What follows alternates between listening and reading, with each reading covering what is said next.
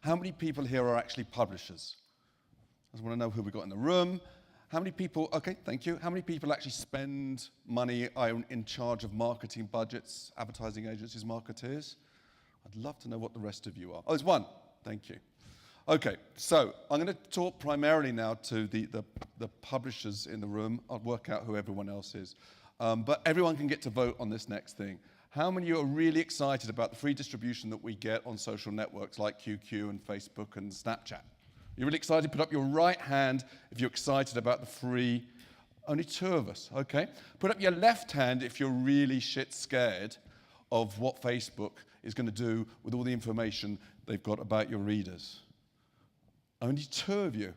And then that really sort of calibrates where we're going to go in this. We are at a very interesting turning point, and I think Justin showed us a couple of very interesting lessons that we can learn about where our industry is and where publishing is. My background is online. I took newspapers online. 15 years ago, I took classifieds online. 18 years ago, I was responsible for that horrible thing called the Mail Online, which has 230 million users. I brought search to Europe in the 90s. I then spent 4 years at Microsoft trying to turn their enormous audience of 1.5 billion people, 6,000 engineers in the advertising division into a media company and failed. And now I've decided to come back to Homeland, which is the home of premium original content. Professionally published by professionals for consumers that love brands. And if you recognize that, and if you feel that passion still, when we all started work many, many years ago, that's what we're going to go and do. We're going to go into publishing or advertising, and we're going to create great content.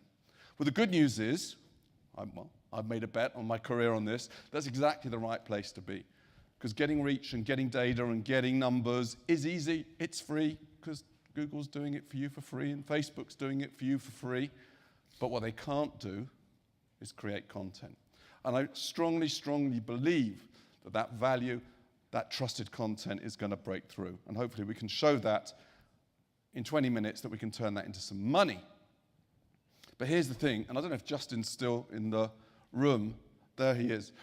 If you go on brandtell.com, nothing to do with me, which is a US site, it summarizes all the brilliant native campaigns that are going on in the US. You'll find thousands of publishers that are investing in creative departments, doing special operations, doing native. And you saw me put my hand up at the end. We have a competitor to Zoo. It's called Special Operations, Hearst Create, and it's a team of brilliant strategists that go and work with our customers to help them talk to our audience in the way that only we know. Talk to our audience in the way only we know. Because I really believe that that is our competitive advantage.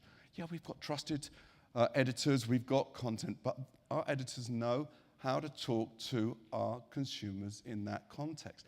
Google doesn't. Siri doesn't. Cortana, Microsoft doesn't. QQ doesn't. WeChat doesn't. We do. And that's why I get calls from Snapchat and Facebook and QQ and WeChat asking us to come and build unique content and partner with them to build unique content solutions for our advertisers. And I think that's great news. I'm really excited by that. But then along comes this thing called mobile. Well, it was always there. We had it in our pockets for a long time. We've all tried to make money on mobile. In fact, I think, was it every year for the last 10 years was the year of mobile? But this is the year. This is the year. Why? Because Facebook now makes more than 50% of their money on mobile. In fact, Facebook makes most of the money, certainly in display advertising on mobile. But what are we going to do about it? How are we going to make money? What is the game that we're going to play? So I decided to put no stats in here, because I assume that you've seen plenty of stats today. And you know that young people are using phones, and now older people are using phones, and the older people are getting smartphones, and they're all downloading apps, and some of those apps get used a lot, some don't, and actually the ones that you get used a lot are the ones that we now need to piggyback, but the danger of piggybacking them is that they're stealing all our data. Facebook know more about our readers than we do, and we just got to be very, very comfortable with that. You've heard, I'm sure, that we can make money in subscriptions and e-commerce. We can make money in display advertising, but it's getting blocked. We can make money through native advertising, and that's what we're very good at, but maybe that will get blocked. what are we going to do? Because people aren't buying our books anymore. Well, the good news is I've got no idea. Because if I had the answer to how we're going to make money out of mobile, I'll either be working at Facebook, and I certainly wouldn't be standing here because I'll be on Necker Island, or I'll be working 18 hours a day in this new fad that everyone has to be an entrepreneur. Not interested. I want to go and fight through the coal and find the diamond along with you, because we know that it's out there. But what I thought I'd share is some of the journey that I'm going through. Oh, that works. And hopefully some of the lessons that we've learned and made mistakes at Hearst, some of the lessons I learned at Microsoft, and certainly at the Mail and Classifieds. Big chart. One thing that I've learned is that you've got to go to the party. If you've got an invite and it's a free invite, go to the party. And the party's not happening on our websites in the majority. Doesn't mean that we shouldn't build great websites, great mobile sites, still build apps, keep trying, keep innovating. The party's happening on social media. That's obvious. But make sure that you're dressed correctly. Whether you're on Facebook or Instagram or Pinterest, whether you're on Veloid or Refinery 29, Complex, WeChat, QQ, there's so many of them. How do I get my teams to adapt the right outfit for the right environment? This is going to cost me a lot of money. And it is. It's costing me a lot of money. Because now I've got to publish my magazines and distribute them, and people aren't buying as many as they were before. And I've got to do my mobile site and my website and all my apps. And I've now got to go and do the social media in all of these countries in different languages. And yet Facebook and Google are making all the money. But the good news is, with all due respect, Justin, advertising is definitely working, because Google Zoo did a fantastic number, I think, in the last presentation. And they really scare me. They really scare me. I'm really scared about what Google and Facebook are doing. Do you see the stats this week? I'm not going to mention stats. I'll just talk direction of stats. Instant Pages has gone popular. They've now opened it up to all publishers. And what's happened to the overall traffic for publishers on Facebook? Lo and behold, it's gone down. It's gone down. If you're relying on your traffic coming from social media and the rev share that you're going to get from those social media companies, maybe you want to adapt your forecasts. Maybe you've got some great tool in your back pocket. I would love to learn it. Andy Hart at Hearst.com. Let's share the love. But I still think there are opportunities on social media, and there are opportunities on websites. I'm sure you've heard that the Internet of Things is coming, and how are we going to get advertising from a toaster when it is about to die and it reorders itself from Amazon? Because that's what's going to happen when you've got a toaster that's connected to the Internet of Things. It's going to reorder parts, so it's going to reorder itself. Shoes are going to book themselves in to be resold, maybe second-hand resold. So I think we're going into a very, very complex world that's going to cost us a lot of money to develop new capabilities. And I'm guessing that we've heard today, we've all got to develop new capabilities. Video, social, content, remarketing, data at scale. We need to do this together, folks. We need to work together as publishers to share information. My competition at Hearst is not Condé Nast. I will not let my sales teams come in and tell me they want to do a share deal on Pages against Vogue. Not interested. Why would I want a bigger share of a shrinking market? Because that's what I'm being told is going to happen. I want a bigger share of a bigger market. My competition, the same people that are feeding me. My competition is your competition, is these social media. So, doom. What are we going to do? What are we going to do? I'm not sure Mary Meeker was completely correct. Have you heard, the Mary Meeker stats? So many hours a day on, mobiles. What is it? 4 hours, 21 minutes for the average person in the United Kingdom. Multiply that by 7 days a week by the population. 90% of people are on mobile. I went the wrong way. Therefore, the eyeballs are going, the attention's going, the money's going to flow. Yep, you all know this one. All advertising is going to go onto Facebook because lots of people are spending very little time, but lots and lots of very little time looking at little devices. I really hope not. I really hope not. And by the way, I spend far too much time, and I'm sure I'm much more than the 4 hours 21 watching things like video and native advertising and content and stuff I really shouldn't be looking at, because that's the nature of a market that's in early transition. Because I'm looking back now at my 30 years in advertising, 22 years in digital, and I've come to a decision. from myself, my perspective, that we haven't begun in digital. I don't even think the training wheels are on the bicycles of what this industry has become. I think consumers are distracted. I think Facebook and Google are trying to create an environment where they can find some form of real human connection, and they're struggling. And I think there's a reaction coming. I really think there's a reaction coming. Am I going to come off Facebook? No. I'm going to keep saying I'm going to go and I'm going to seed my plow when I'm there, but I'm also going to do some other things. I think that people are struggling now for human connections. When I sit at dinner parties and we have this conversation, that people are now looking for things that are beyond digital. They want authentic, real-life experiences. Some of those things that they will see through the mobile, some of them they actually want to have physical contact. We've got a generation of millennials and post-millennials that have forgotten or never learnt what that means. I think as publishers, it's our job to give that back to them. But we need to use the technology to do that. We got onto this one little idea of monetization, where we do compete with Google, Zoo, and some of the Facebook strategists by leveraging agency-type strategic planning skills with our own creative teams that can build these new types of experiences and talk to our readers in the way that only we know how. Kind of a nice little equation there. It's kind of what we've done for a very long time. And one of my parting words will be, the thing I have learned in 20 years of working in digital is not much changes. The basic needs of communicating are the same. The tools just change. We talk about this when we talk about Cosmopolitan, one of our most loved brands. The grandmothers, or the great-grandmothers that used to read Cosmopolitan went through those same life challenges of boyfriends and keeping a household, which was their work, and their makeup and all of the sexual things that they were going through in Cosmo 50 years ago. Same thing as the girls are going through today, same life challenges, of course. Becoming a woman is challenging, but the environment's changed, the media have changed. And we know that the readers of today, their great-grandchildren, will go through the same challenges. But the experiences, the way we tell our stories, the opportunities to create narratives with them have changed. And thus, the way we think about making money out of these changes is the way that we have to change. People are looking for real experiences and real connections. And we provide it through our content, through our platforms, every day, in print, in video, in exhibitions, in events, things like this. The opportunity in mobile is to make money by understanding these experiences. Okay, I can't watch her anymore. Should we go to the next slide? Please. Okay, next slide.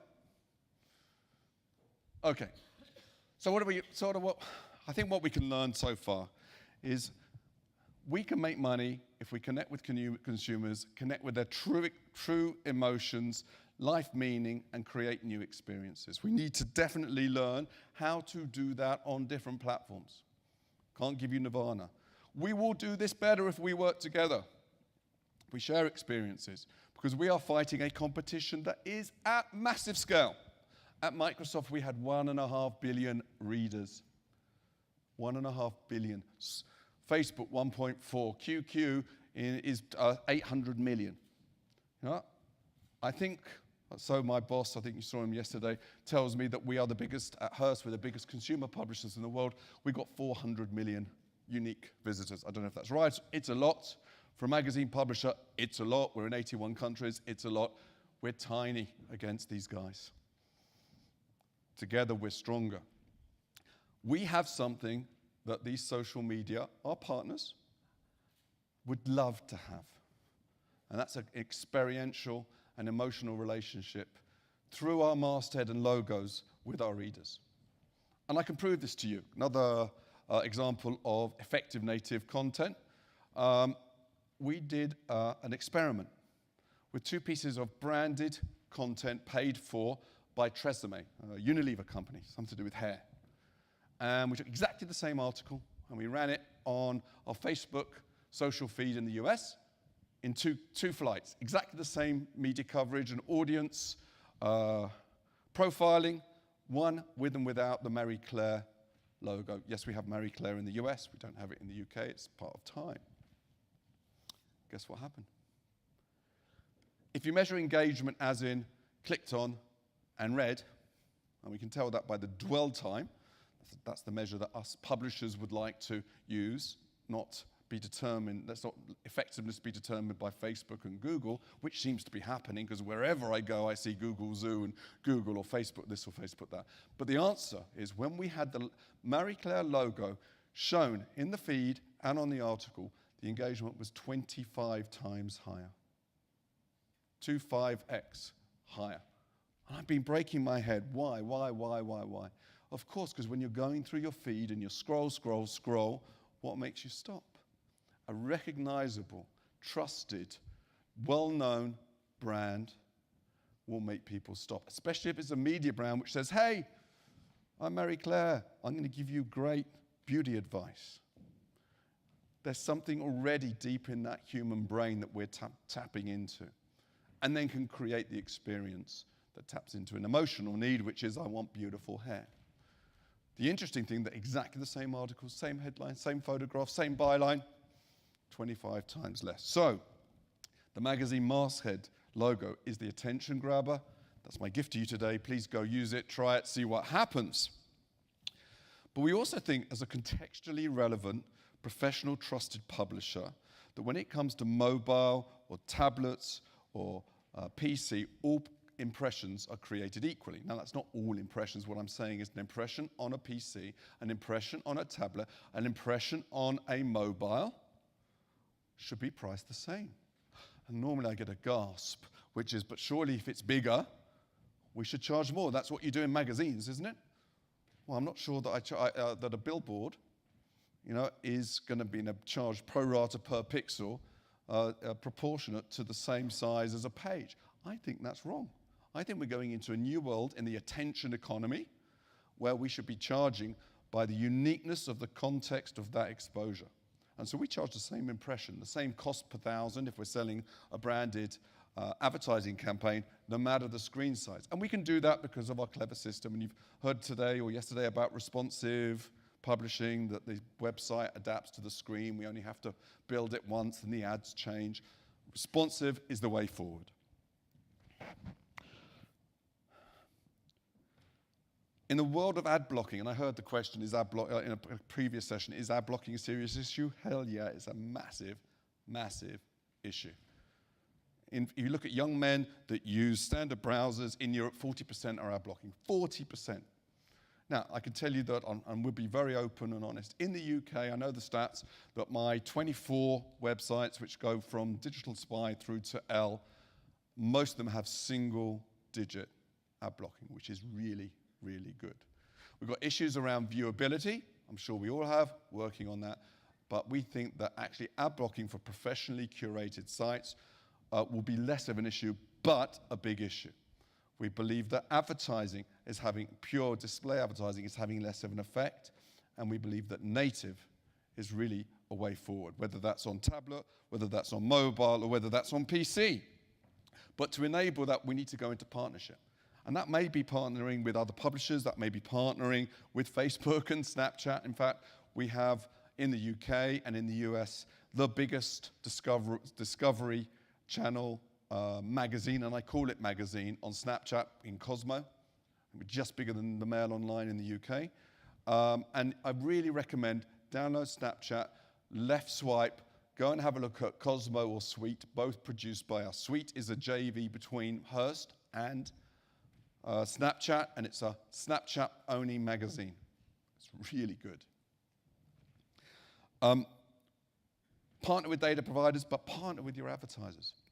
We saw what we did with Samsung. I can, by all means, email me. I'll share with you hundreds and hundreds of other examples of how we're partnering with our advertiser, including Google, to create new experiences. And they should be, new slide please, they should be really authentic experiences, and we try and take them offline, and we're investing in events. I've been told to hurry up, so I've got a whole model here. Okay, I've got a whole model up there which I can spend a whole day talking about, but we've really thought about how we leverage the different components of our value chain to create new revenue opportunities. Next slide. I'm not sure if this is working. Next slide, please. And let me show you 3 quick examples of that. Next slide. Okay, so this one is quite interesting. We basically leverage print to create a VR experience. So you all know about cardboard, yes? Remember, good, that's very good. So we thought, how do you leverage the fact that certain partners want to take advantage of cardboard? The users don't have the cardboard, but our client, in this case was Hugo Boss, has great content for cardboard produced by us. We use the magazine as the transportation device to provide the cardboard to work with the consumer's own mobile phone to actually give that unique VR experience. Quite nice. Works across platform. It's still a mobile example for me. And we got extra money in print. I like to call this stuff print tech. We used to call it production and ad production. Let's all call it print tech because it sounds much more sexy. Next one. If you click on the phone, it will take a few seconds to get going. It should work. This is the example of Cosmo's Snapchat channel. And here I'm happy to share with you some of the successes that we've had in the campaign, which is a combination of advertising and native, that was produced by my creative department, which competes with Zoo.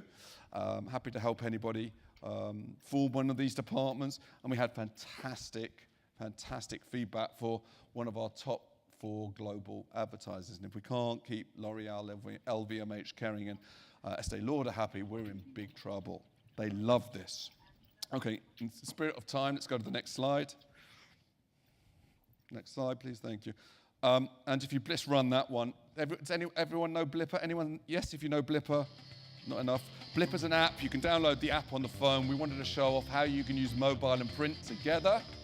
And also you can give a whole rich experience on the mobile phone. Taps into a whole load of human needs and opportunities. And there's loads of e-commerce and advertising and native that are in there. Make sense? I hope so. But then we thought, live, I said push live, put real life experience. Next slide, please. We even took our own advertising for the magazine out onto billboards. And what you can see on these 2 is you can use the Blipper app on the posters, on the billboards, to create real live interactive content. Okay, I'm going to wrap up now. Next slide. We're just going to fly through these ones quickly. But how will we be making money? We actually believe in InRead. That's actually putting video, because video is going to be a huge component of mobile advertising within articles. Keep going, please. Next slide. Keep going. I haven't got time to go into that one. But we're using branded content, native, creative, multi-platform, 360. We have to use all the tools we've got, all the platforms we've got to give really deep experiences to our consumers that meet their human needs. And here's a great example of using the whole network. This is in Hearst, China, across every platform, events, magazines, and mobile, and tablet, and app. And what I'm telling my sales teams now is I want 360. That means print and mobile and web and live campaigns in every pitch we do. Every pitch we do. Because as publishers, this is a level of connection that we have with our consumers that other media owners don't necessarily have. Next slide, please. And again, video is what's going to happen. 360 videos becoming more and more real. Augmented reality, virtual reality. We're partnering with all the big platforms to make that happen. There you've got Periscope, live stream, and Facebook Live. We're doing, I won't go into the detail because I'm getting told to stop. Okay, if you go to the last slide, I've just put up there what I would have said if I'd got an hour and a half to speak, and I'm happy to go through any of those in detail afterwards if you want. But at the bottom is the most important. We're going into a new world. We're stronger together. We need to partner. That's partner with the enemy and the frenemy. That's partner with the data platform. It's partner with the consumer, partner with the advertiser.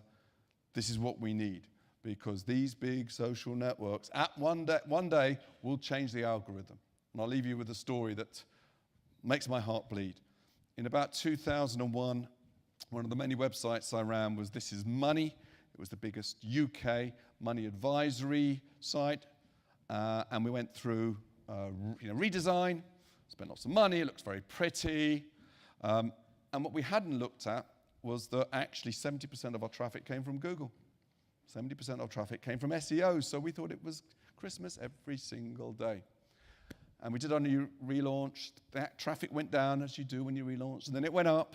We're all very, very proud of ourselves. We signed up some big deals, and Google changed the algo, and our 70% went to 3%. And we basically killed the business. Our reliance on these big, mega partners is great until it's not great, and when it's not great, it's a disaster. So spread the love. Make sure your readers are connecting with you wherever they want to, but that's in many, many, many places. Don't forget that actually the spine that binds their relationship with you is your masthead and logo, and use it to cut through. You can cut through on mobile and you'll make money, as we started to. Thank you.